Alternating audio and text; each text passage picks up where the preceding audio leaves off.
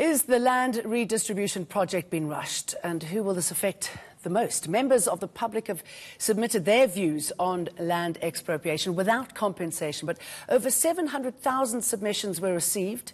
Certain opposition parties say the written submissions have been handled badly and fear they will be excluded in the final report. Joining me now to discuss this is Joint Constitutional Review Committee Co-Chairperson Moloko Maila. On Skype, DA MP Thandeka Mbabama and the ANC's Dumisani Ximbi in Cape Town. Welcome all three of you. Moloko, Maila, what's the rush? Which rush?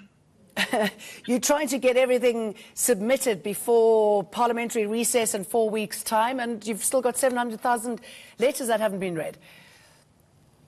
Look, there's no rush. Last week on the 1st of November, we were presented with a draft report.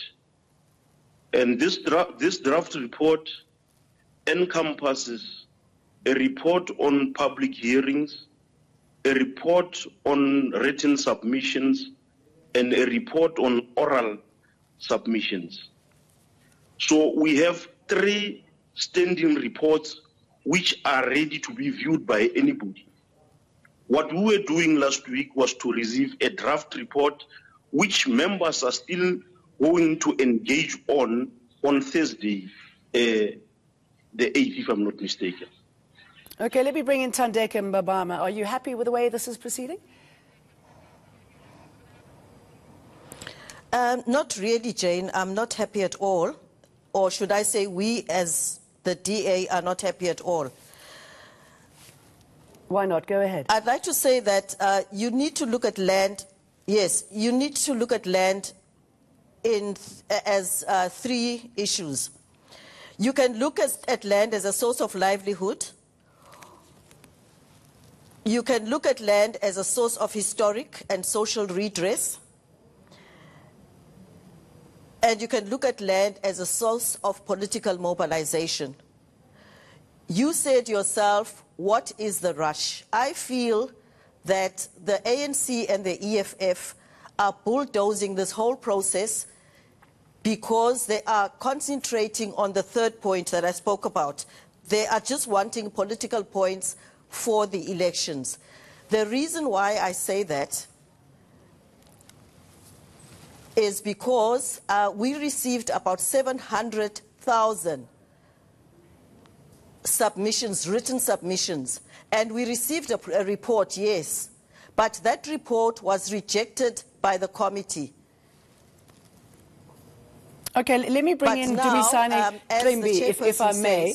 I mean, what is your response to those claims there, those accusations that you are doing this with the EFF for political gain and not reviewing all those 700,000 letters, which is a constitutional demand? I think that the report that the draft report that we had last week was a report was reflecting what happened when we have hearings, when we had written submissions. So then the committee have got a duty to compare that report. Then the committee have to come up with their own reservations or their own recommendations. The report was good because it was the submissions that we get from the people on the ground.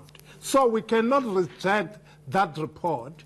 And but what about those 700,000 written submissions? I mean, that's quite a substantial amount of people who want to contribute to this conversation. Yeah, thank you very much. You must be aware that this is not a referendum. This was a public participation that we need people. For instance, if you can compare about written submissions, about 600 or 700, we're talking about millions of South Africans.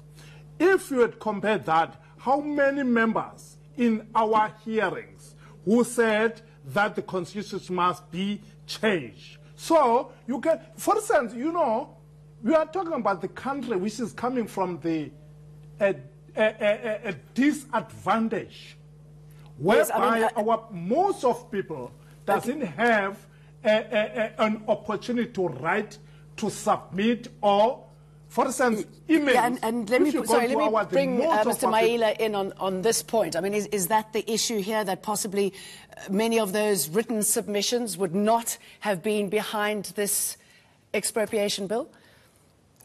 No, that is not the issue. What is going to happen is there is an analysis of the written submissions. There is a report which analyzes the written submissions. That report is there for public view. Now, as Mr. Ximbi was saying, the issue of numbers is not really a factor here. What is important? Well, I think it is for those who took the time out. What is important are the arguments which are being raised by those who are making the submissions. Those are the arguments are the ones that are going to guide the process. Okay, let me bring in Thandeka Mbabama here. I mean, there are accusations that the DA is trying to delay this process by talking about going to court and making sure that it doesn't happen before parliamentary recess and before the elections. Thank you, Jane. We are not trying to delay the process. We have a mandate to actually look at all the submissions, both written and oral. We are satisfied as a DA with the oral submissions. That was looked at properly.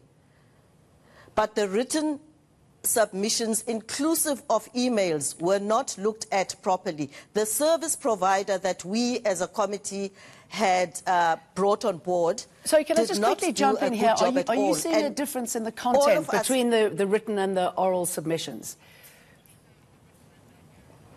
Definitely. In the written submissions, the ones that were looked at, the people said they do not want to change the constitution. And we as a DA feel that we should be looking at those written submissions even more. We might not go through the 700, but surely the committee has an obligation to look at those written submissions. All right. All three of you, thank you very much. I think that's probably what it's all about there. We'll be keeping an eye on it. Joint Constitutional Review Committee, Co-Chairperson Moloko Maila, DA MP Thandeka Mbabama, and the ANC's Dumisani. Ximbi. Thank you very much. That's